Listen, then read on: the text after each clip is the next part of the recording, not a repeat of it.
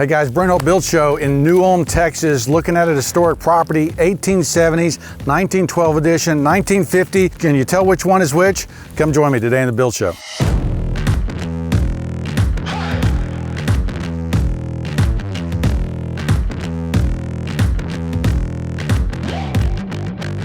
We are in kind of farmland. We're north of Houston, some original houses out here that date from this period of time. So there were settlements going on here.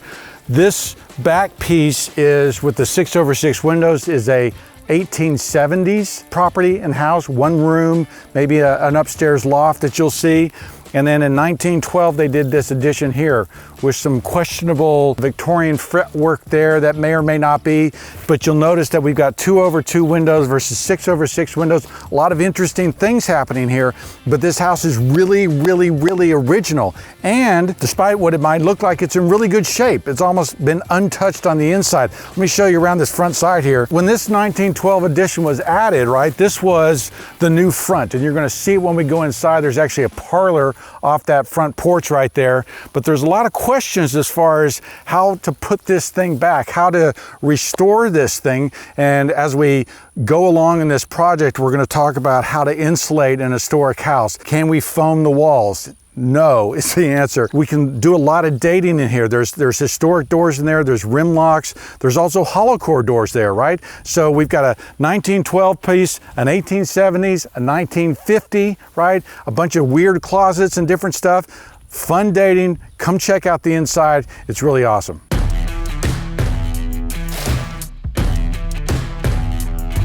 Okay guys, so we're on the front porch and already there's a lot of interesting details going on here that make me question, hey, when was this built? When was this added? This front porch, for instance, if you looked at that front porch in the front of the house, there are some 1912 characteristics. Did they add this when they added that porch, right? Did they add that? Because this looks very similar to that. And then if you look at this door, over the top, there's a drip edge. So was this originally outside and there wasn't a porch on top of this? Look at these windows, okay? A lot of really wavy, bubbly glass in there. 1870s in Texas. This part of Texas, it would have been imported glass, but this is very crude looking glass. And I can see that these windows are like a 1-inch thick window. And look at the way they did this screen with this kind of tilt-in detail.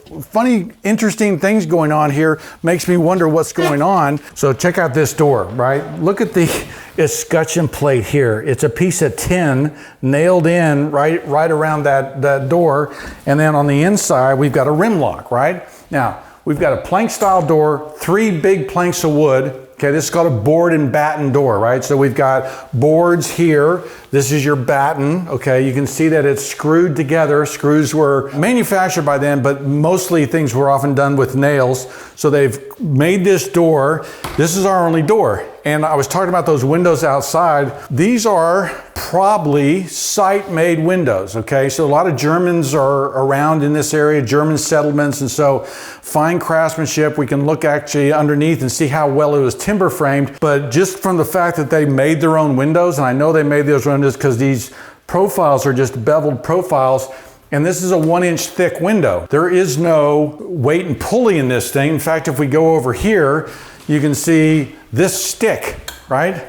What was this stick for? That was to hold the window up, right? We've got the same thing here, a stick to hold the window up. So we've got some really old windows, and I'm looking at this 1870s addition to the house, or first house, right?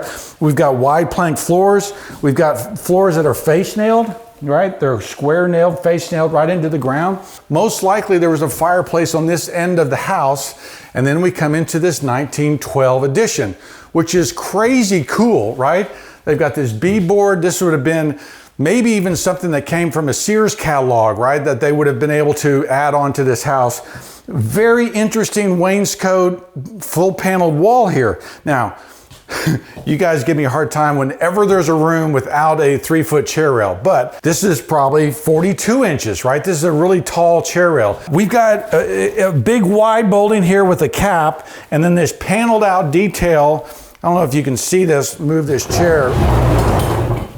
This paneled out detail here, and they've reoriented the way the beadboard goes between these rooms. Now, that was that front porch, that was the door. this was the new parlor, right? This would have been something that they would have really dressed up their house, right? By adding this, getting away from the log cabin, adding this modern house on top of them. And so this front room probably would have been maybe even a bedroom.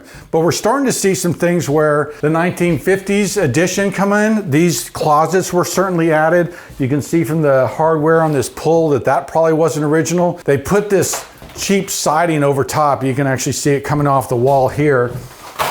And that was added on top of this wood. They didn't do beadboard in this room, but they did do the nice doors and windows. So we've got 2/2 windows. We've got an interesting detail with this, the way the screen is actually in a track.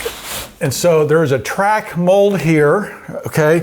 And that screen slides in that track, and which would allow you, so it's an interior screen, and you would have allowed you to open the window, close the window, but you have your screen on the interior. That's the way all these windows were done. So we've got a really interesting house. I want to take you upstairs because we're going to see the guts of the house and see some really great details there.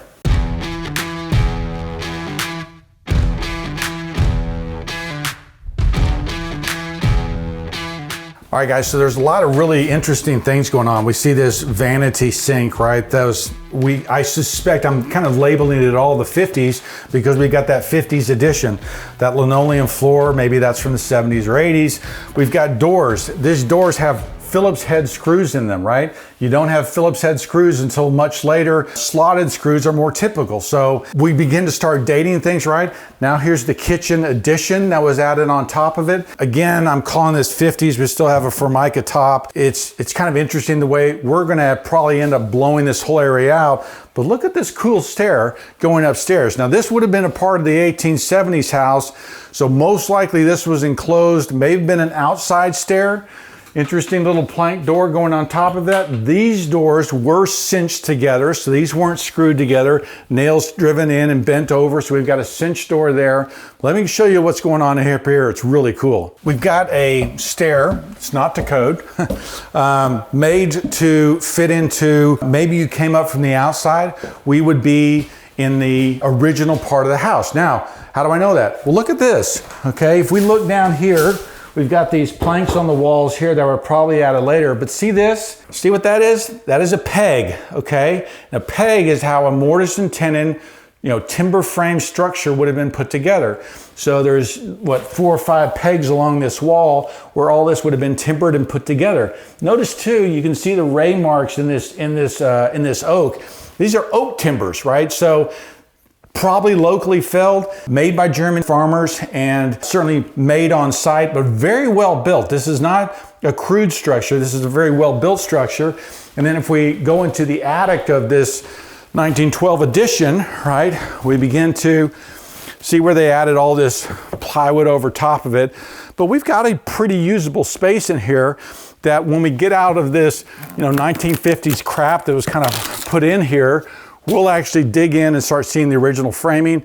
We'll most likely insulate this space. We'll be very careful how we do that. But I got 2/2 windows, and I got a 6-light window there. So this is probably an original window. We'll have to figure out how to restore all these things. We've got a really original, cool, awesome house that I can't wait to restore. Okay guys, so 1870, 1912, 1950, awesome structure, really original, a lot of cool stuff in here. This will be an exciting project. Come follow it on the Build Show. I'm Brent Hull. Be sure to follow me on Instagram and Facebook, Hull Millwork, Hull Homes. Sign up for the newsletter, and if you're watching on YouTube, hit the subscribe button. I'm Brent Hull. Thanks for watching.